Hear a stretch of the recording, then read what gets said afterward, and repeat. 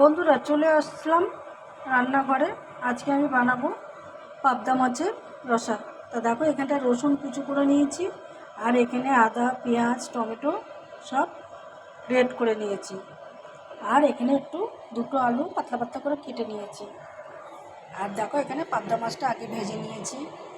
পাবদা মাছ ভাজতে গেলে না ভীষণ ফাটে, যার জন্য আগেই ভেজে নিয়েছি। তোমাদের আর ভাজার কোনো দেখতে দিইনি।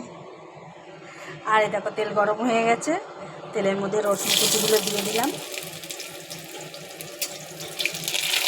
রসুনটা একটু লালচে লালচে হবে, তারপরে দিয়ে দেবো আলু।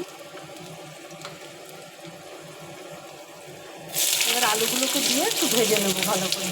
তবে দেখো বাকি মশলাটা এর মধ্যে আমি দিয়ে দিচ্ছি। দিলাম হলুদ গুঁড়ো, জিরে গুঁড়ো, আর একটু দেবো কাশ্মীরের লঙ্কা গুঁড়ো, দিয়ে দেবো স্বাদ অনুযায়ী লবণ, আর একটা কাঁচা লঙ্কা ফাটিয়ে দিলাম, যেহেতু বাচ্চা খাবে ওই জন্য। এরপরে দেখো আলুগুলো একটু লালচে হয়ে গেছে, এবার আমি সব মশলাগুলোকে দিয়ে ভালো করে কষে নেব।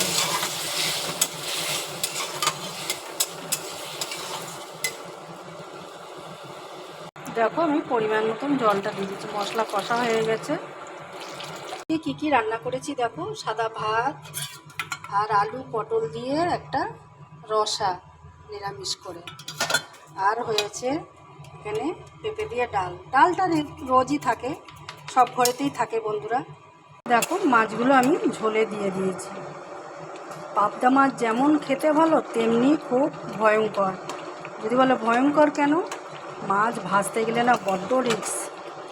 আর এখন একটা পদ্ধতি শিখে গেছি, একটু তেল মাখিয়ে রাখলে মাছটা ফাটে কম। সেটা তোমাদেরকেও দিয়েছি আমি।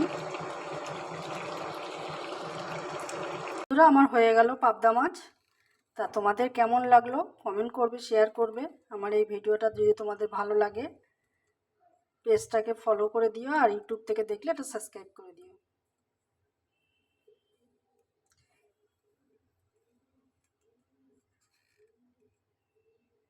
মাছটা এইভাবে করে দেখবে বন্ধুরা, খেতে কিন্তু অসাধারণ লাগে।